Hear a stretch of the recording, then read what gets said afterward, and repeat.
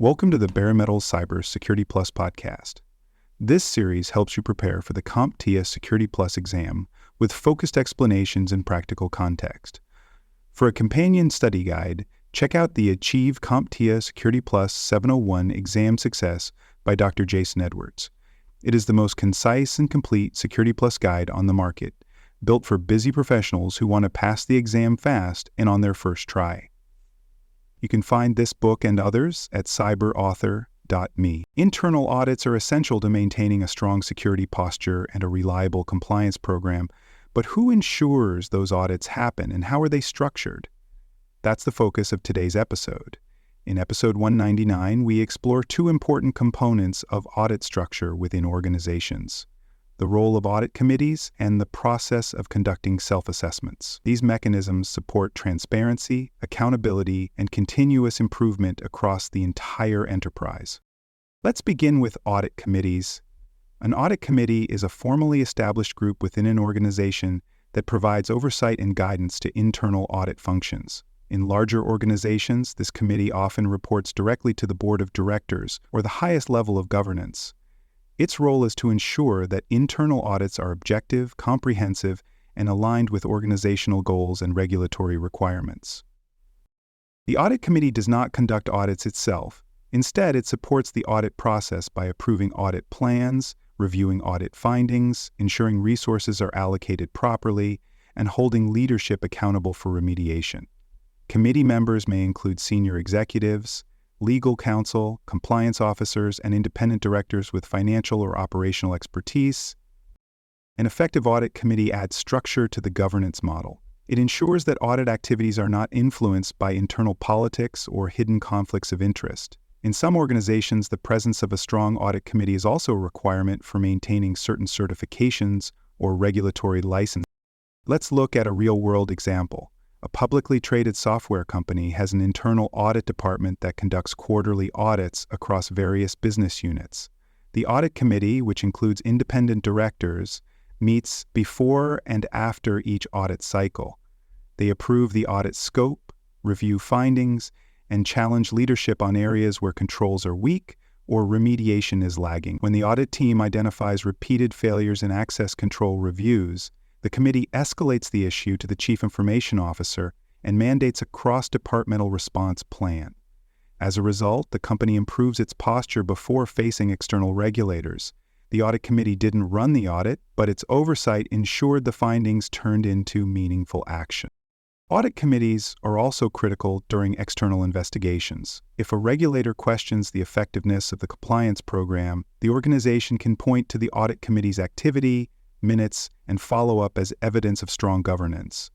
This is particularly important in industries such as finance, healthcare, and energy, where oversight expectations are high. An important responsibility of the audit committee is approving the internal audit charter. This document outlines the purpose, authority, and responsibility of the internal audit function. It defines the auditor's independence, reporting structure, and scope of work. By signing off on the charter, the audit committee affirms the legitimacy and objectivity of internal audits. In smaller organizations, a formal audit committee may not exist. In those cases, the functions of an audit committee are often performed by a cross-functional risk or compliance council. While not as formalized, this structure can still provide effective oversight when built with the right mix of roles, clear documentation, and a commitment to follow through on findings. Now let's turn to self-assessments. A self-assessment is an internal review performed by the business unit or function being assessed. Unlike an audit conducted by an independent internal audit team, a self-assessment allows operational leaders to evaluate their own controls, identify weaknesses, and correct them before external review. These assessments are often guided by standardized checklists, policy documents, or compliance frameworks. Self-assessments are not a substitute for formal audits, but they are a valuable supplement. They promote ownership of compliance within individual departments and help uncover issues early when they are easier and less costly to resolve. Let's explore a practical scenario. A university's IT department performs a semi-annual self-assessment based on the National Institute of Standards and Technology cybersecurity framework. They use a checklist to evaluate access controls, endpoint protection, patching practices, and log monitoring. The results are submitted to the campus compliance office and reviewed as part of the university's broader cybersecurity strategy. During one self-assessment, the IT team discovers that one server is missing multi-factor authentication. They fix the issue within 24 hours and document the change. When a formal audit occurs weeks later, the self-assessment and follow-up actions serve as proof of due care and proactive governance. Self-assessments are also helpful in preparing for mergers, acquisitions, or organizational restructuring. When business units change roles, adopt new systems, or integrate with new partners, self-assessments can reveal where gaps may exist before those gaps are inherited by the entire organization. Another benefit is staff awareness. When employees are directly involved in answering self-assessment questions, they become more familiar with policies, procedures, and compliance expectations. This increases engagement, reduces the chance of unintentional violations, and supports a more compliance-focused culture. That said, self-assessments also come with limitations. Because they are performed by the same people responsible for operations, there is a risk of bias, omission, or underreporting. Some teams may lack the training needed to properly evaluate technical controls. Others may downplay issues out of fear of blame or resource constraints. That's why self-assessments must be guided by clear standards, reviewed by independent teams, and followed up with validation. The internal audit department or the audit committee itself should periodically review a sample of self-assessments to ensure they are complete, honest, and effective. In some organizations, self-assessments are audited just like any other internal control. Organizations can also use technology to support the self-assessment process.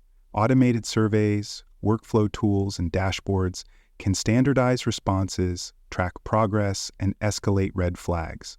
For example, a compliance platform might send quarterly access control checklists to system owners, collect responses, flag any answers that indicate policy violations, and notify the audit team. This structure makes self-assessments easier to perform and harder to ignore. Let's consider one final real-world case. A healthcare network launches a new remote work policy. As part of the rollout, each clinic is required to complete a self-assessment on remote access controls, device management, and employee training. Most clinics complete the checklist within the required time, but 3 clinics report weak controls and a lack of user training. The compliance team follows up with those clinics, provides support, and includes them in a focused audit the following month. Without the self-assessment, those weaknesses might not have been identified until a breach or external investigation. In this case, the self-assessment served as a compliance early warning system. As you prepare for the Security Plus exam, you should understand both the structure and purpose of internal audit committees and the value of self-assessments. Be ready for questions that describe audit processes or ask which governance mechanism would support early identification of issues. You may also be asked to distinguish between formal audits, committee oversight, and informal review processes. Here's a study tip. If the scenario involves oversight, policy approval, or follow-up on audit findings, the correct answer likely involves the audit committee. If it involves a department reviewing its own controls or checking policy compliance before an audit, it's describing a self-assessment. Focus on who is doing the review, and you'll find the right answer faster. Thanks for joining us for this episode of the Bare Metal Cybersecurity Plus podcast. For more episodes, tools, and study support, visit us at baremetalcyber.com. And before you take the test, make sure to check out the practice questions in the book Achieve CompTIA Security Plus SY0-701 Exam Success by Dr. Jason Edwards. They cover every domain and are a powerful way to lock in your knowledge.